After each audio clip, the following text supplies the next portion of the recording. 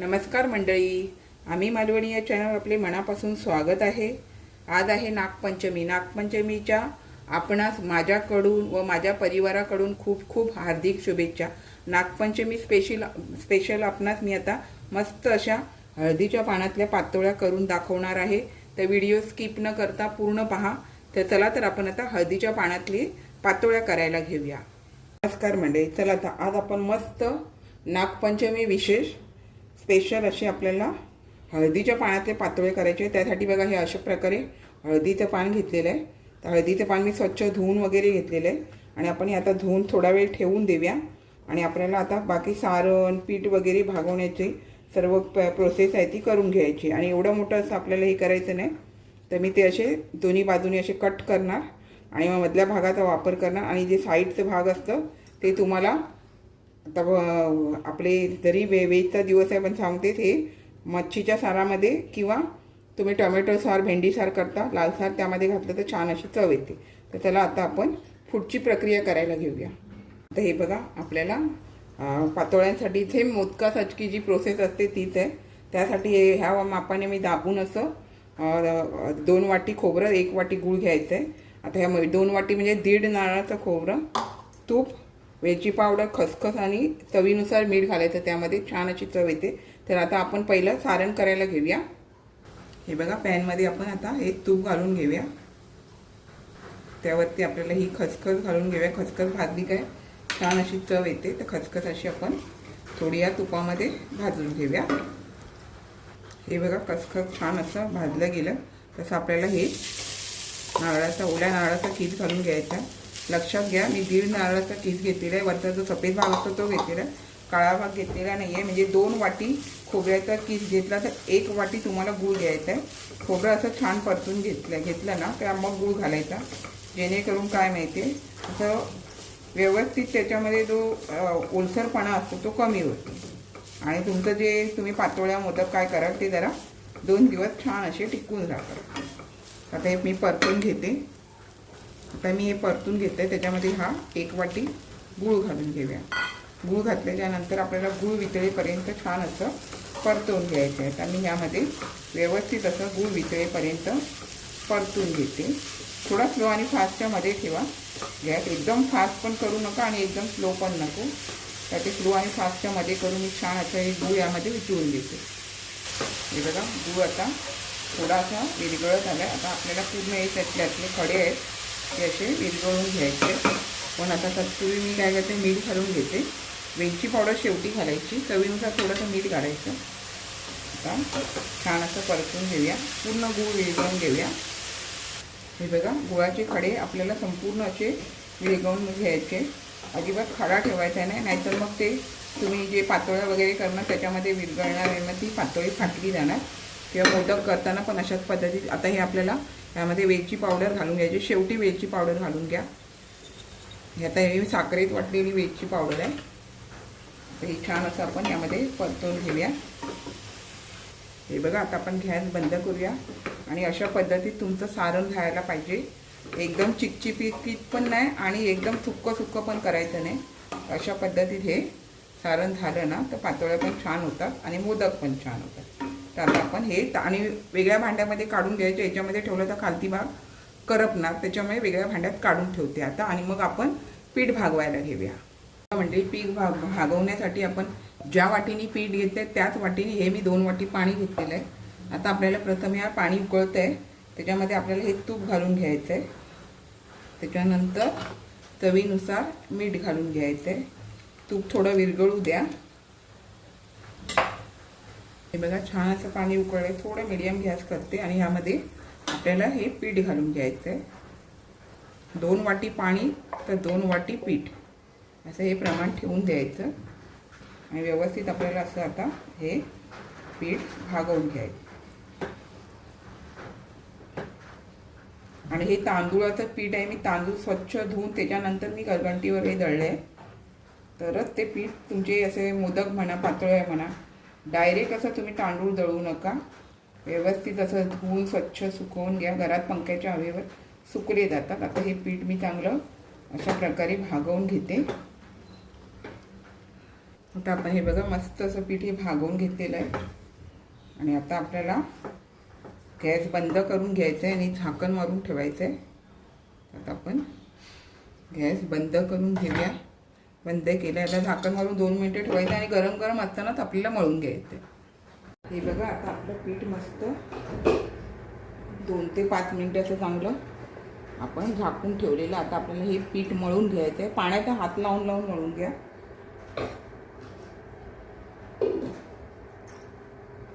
प्रथम अशा प्रकारे गुठल्या मोडून घ्या.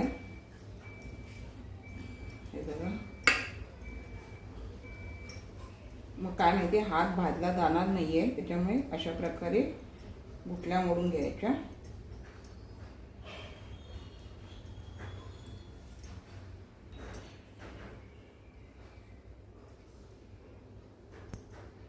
तर हे बघा आपण बऱ्यापैकी गुठल्या मोडवल्या आणि थोडंसं अगदी थंड झालं, गरमच आहे पण लक्षात घ्या हाताला पाणी न लावून लावून आपल्याला पीठ हे मळून घ्यायचं आहे. त्याच्यामुळे हे बघा अशा प्रकारे पाण्याचा हात किंवा थोडंसं असं पाणी शिंपडून जसं जसं पाणी लागेल ना तसं तसं आपल्याला पाण्याचा हात लावून हे मळून घ्यायचं. आता हे मी पाण्याचा हात लावून छान असं मळून घेते, जेणेकरून तुमचे हात पण भाजले जाणार नाही आणि हाताला तो थंडावा येतो आणि पाण्याने अजून थोडंसं पाणी आपल्याला लागतं. जरी 2 वाटी घेतलं तर मळताना आपल्याला पाणी लागतं. त्याच्यामुळे मी आता हे व्यवस्थित मळून घेते.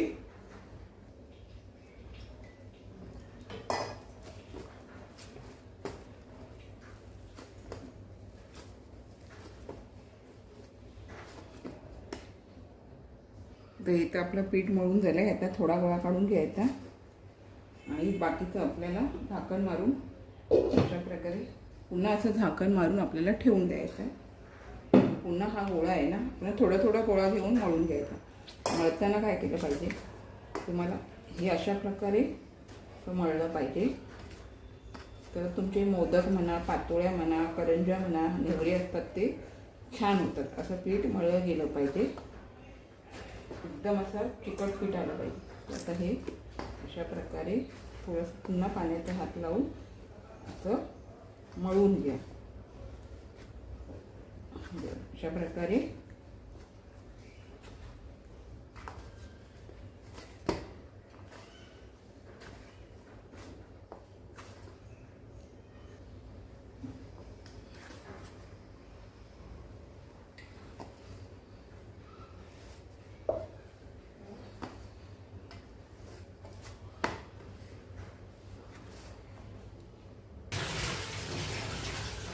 हे बघा, अशा प्रकारे पीठ तुमचं आलं पाहिजे.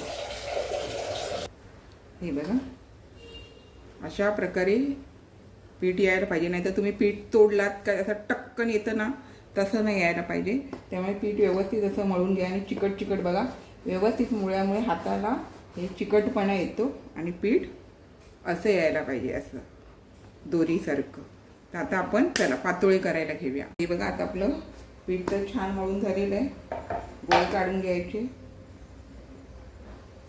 तुम्हाला किती छोट्या मोठ्या काय पातोळ्या करायच्या त्यानुसार आपल्याला हे गोळे काढून घ्यायचे. तर चला आता पातोळी करायला घेऊया. त्यासाठी आपल्याला हे जे पान आहे हळदीचं आहे ते कट करायचं अशा प्रकारे. एकदम मोठ्या पानात पण लांबच्या लांब केली जातात, पण प्रत्येकाला ते आवडत नाही, त्याच्यामुळे अशा प्रकारे केली तरी चालते. आणि असा हा गोळा मी आता ह्याला तूप वगैरे लावून काही मळलेलं नाही आहे. आता आपल्याला अशा प्रकारे ह्याच्यावरती थापून घ्यायचं आहे. हे बघा आता हा आपण असा गोळा ठेवून दिला आहे. हाताला काय आपण तूप वगैरे नाही आलं, थोडंसं आपण हाताला पाणी लावून घ्यायचं आणि खाली जर चिटकलेले निघायला नाही पाहिजे तरच आपल्याला ह्यावरती असं थोडंसं असं तुपाचा हात लावायचा. तुपामुळे छान अशी चव पण येते, त्यामुळे तूप आणि हे पाण्याचा हात असं लावून घ्यायचा आणि आपल्याला अशा प्रकारे पाण्याचा हात लावून आपल्याला हे थापून घ्यायचे. जसं आपण हे करतो ना वडे वगैरे थापतो त्याच्याच प्रकारे आपल्याला हे थापून घ्यायचे आणि पातळ असे केले तरी चालतात. आणि अशा प्रकारे थापून मग आपल्याला यामध्ये सारण घालून घ्यायचं. आता हे बघा आपण आता हे थापून घेतलेलं आहे. आणि आपल्याला यामध्ये सारण घालून घ्यायचं आहे. एका बाजूला घालायचं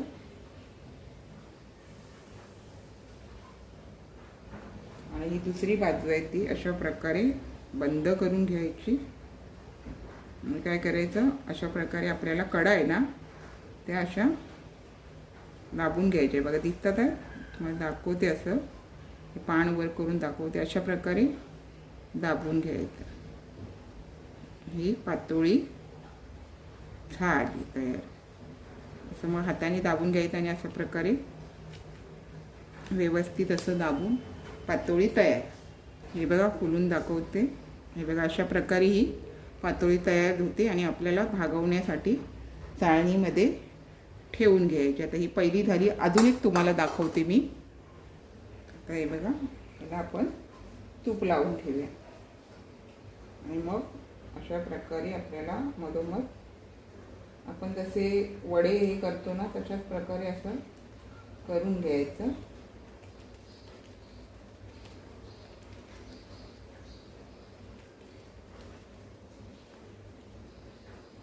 अशा प्रकारे मी करून घेते. पान तर रुंदीला छोटं असलं ना तर अशा प्रकारे असं करून घ्यायचं.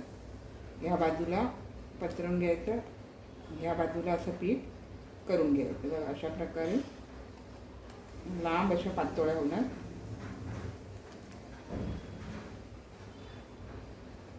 आता आपण सारण भरूया ह्याच्यामध्ये.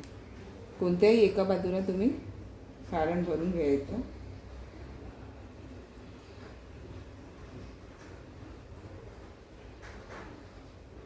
आणि अशा प्रकारे ही बंद करून घ्यायची. पाण्यामुळे अशी पटकन होऊन जाते. तुम्हाला असं दिसलं नाही तर मग तुम्ही असं खोलून असं बंद केलात तरी चालून जाईल. हे बघा अशा प्रकारे.